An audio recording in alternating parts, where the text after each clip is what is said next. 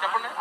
జగన్మోహన్ రెడ్డి మాకు వద్దంటే జగన్మోహన్ రెడ్డి పేద ప్రజలకు మనకి ఆంధ్రప్రదేశ్ లో 175 సీట్లు ఉన్నాయండి. 175 సీట్లకి 151 సీట్లు ఆయన గెలిచాడు. కరెక్టే, ఇది ఒప్పుకుంటాను. జనాలు మార్పు కావాలనుకున్నారు.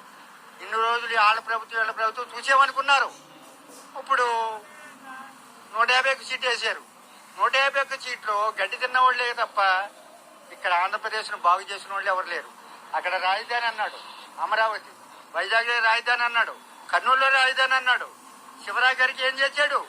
గూడు చేసేసి లక్షల కోట్లు అన్నీ చేసేసి మధ్యంలో ఆ శివరెడ్డి కసిరెడ్డి ఏంటిది? ఈ దారుణం ఏంటి? ఈ కిరాతకం ఏంటి? ఇలాంటివి అడిగితే పేద ప్రజలు మందు దాకున్నారు. పిచ్చిరా కొడుకుల మాట వింటారా అనే మాటలో వాడికి దగ్గరికి వచ్చింది, పోయేకాలం వచ్చింది జగన్ గాడికి. ఇలాగే చెప్పండి మీడియాలో. అంత కోపం తెచ్చేసి జగన్ పేరు ఎత్తే కోపం తెచ్చుకుంటున్నారు. కోపం కాదండి, అసలు అతను ప్రభుత్వానికి పనిచేసే మనిషి కాదు, సీఎం కాదు, ఒక రౌడీ షీటర్ గుండా.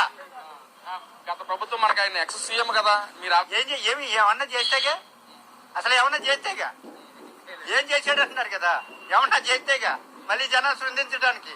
జనాలు సొంతం లేదు, ఏమీ చేయలే ఆయన, ఏమి చేయలే. ఏం చేశాడు? పక్కన వాళ్ళు మాట్లాడుతున్నారు, సుపరిపాలన అందించాము, చంద్రబాబు వచ్చాక మొత్తం నాశనం చేశాడు, గతం నవరత్నాలు అందించాము, ఈ చంద్రబాబు వచ్చాక సూపర్ సిక్స్ అంటూ జనాలను మోసం చేశాడని చెప్పి ఆయన మాట్లాడుతున్నారు.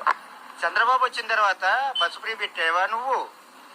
చంద్రబాబు వచ్చిన తర్వాత పింఛన్లు ఇస్తా అన్నావు. ఇప్పటికి కూడా ఒక పింఛన్ తీయకుండా 6,000 పింఛను 4,000 పింఛను ఇస్తున్నావు.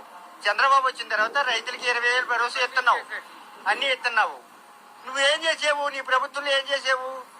లక్షల కోట్లు దోచుకుంటని మద్యపాన నిషేధంలో మంత్రులకి ఇచ్చేసావు.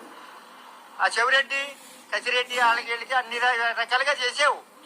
మద్యపాన నిషేధం, నీ మద్యం తాగి కిడ్నీలు పోయి 1,00,000 మంది చచ్చారు. 1,00,000 మంది చచ్చిపోయారు ఈ డూప్లికేట్ మద్యం తాగి. అంటే మంచి మంది అందించామంటున్నారుగా. ఏంటి మంచి మంది అందించి 200 రూపాయలు తీసుకుని మనిషి ఆరోగ్యం చెడిపోయే మందు అందించావు నువ్వు.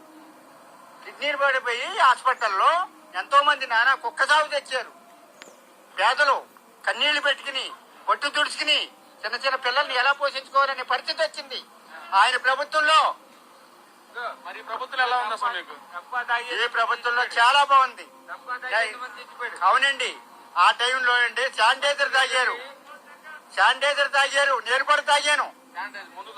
మందు దొరక్క శానిటైజర్ నిజా కావాలి, భోజనం కావాలి, నేను కూడా శానిటైజర్ తాగాను. అలా తాగి నా ఫ్రెండ్స్ 100 మంది చచ్చిపోయారు.